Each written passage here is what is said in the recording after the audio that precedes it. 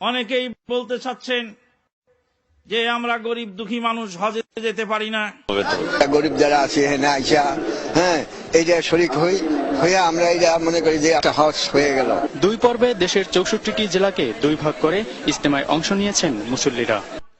ওখানে টুঙ্গির ময়দানে গেলে আমরা গরিব মানুষের একটি হজ,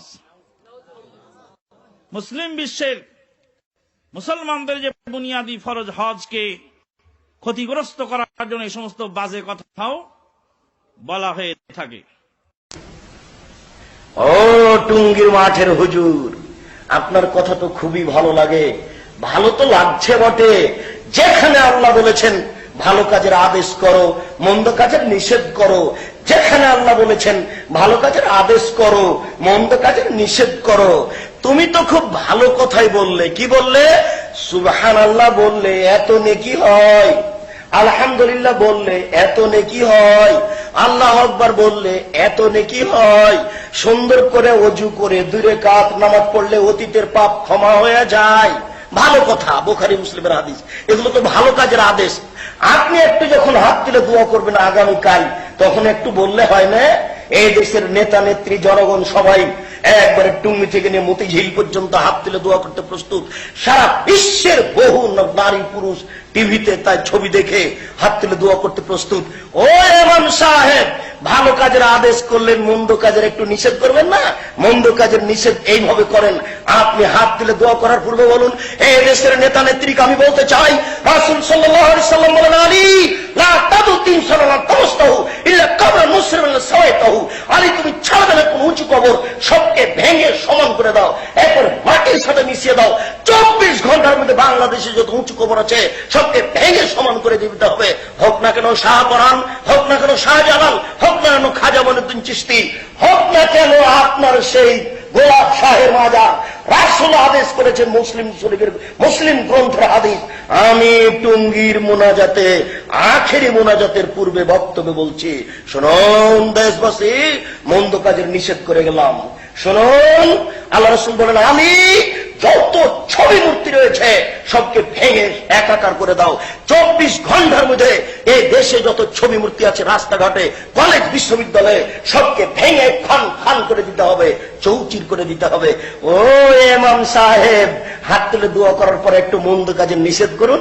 এইভাবে আপনি বলুন, 24 ঘন্টার মধ্যে দেশের মাটি যত পতিতালয় রয়েছে, টাঙ্গাইলের পতিতালয় বন্ধ করতে হবে, ফরিদপুরের পতিতালয় বন্ধ করতে হবে, বাংলাদেশের মাটিতে যত পতিতালয় রয়েছে সব বন্ধ করতে হবে। 24 ঘন্টার মধ্যে এই দেশের মাটিতে যত ব্যাংকিং ব্যবস্থা রয়েছে, সুদী ব্যাংক, সব বন্ধ করতে হবে। এই হলো মন্দ কাজের নিষেধ। আপনার ভালো কাজের সাথে একটু মন্দ কাজের নিষেধ থাকে না? কিসের হাত তুলে দোয়া করা দেখাচ্ছেন আপনি? আপনার আখেরি মোনাজাতে যদি সারা পৃথিবীর মানুষ উপস্থিত হয়, সারা পৃথিবীর মানুষই পাপী। কেন? আপনার আখেরি মোনাজাত সুন্নাত দিয়ে প্রমাণ করা যাবে না। কি বলতে চাচ্ছেন আপনি?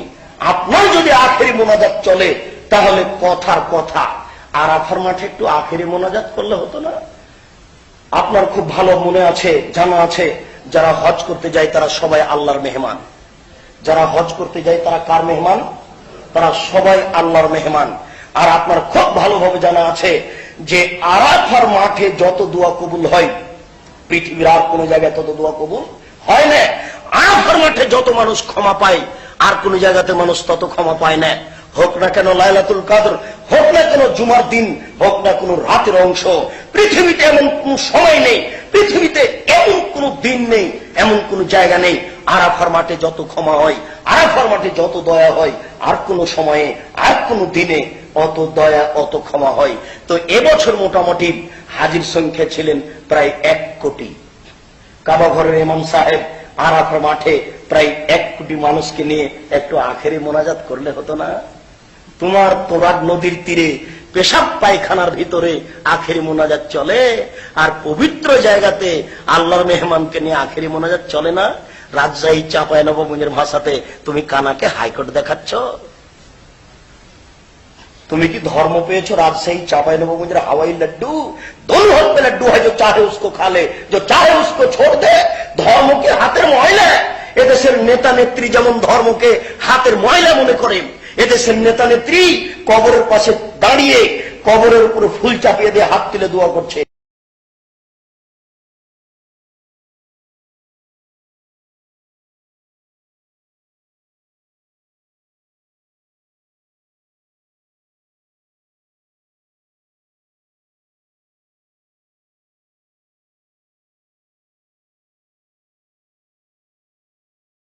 নারী পুরুষ একাকার হয়ে পাশাপাশি হাত তুলে দোয়া করছে। আরে নারী পুরুষ তো আছে, আছে হিন্দুও আছে, হাত তুলে দোয়া করছে। তাহলে ধর্মের হাত পেশে দাম দেয় না, ধর্ম কিছুই না এদের কাছে, ধর্ম একটা হাতের ময়লে, নিজের ইচ্ছা মতো ব্যবহার করতে হবে। এদেশের মানুষ যেমন ভেবেছে, জি না, কখনো নয়। ধর্ম একজন মানুষের কথাতে চলে, বলেন তো তার নাম কি? তার নাম মোহাম্মদ সাল্লাল্লাহু আলাইহি সাল্লাম। পৃথিবীর কোন মানুষের কথা দিয়ে ধর্ম চলে না। অতএব বলছিলাম,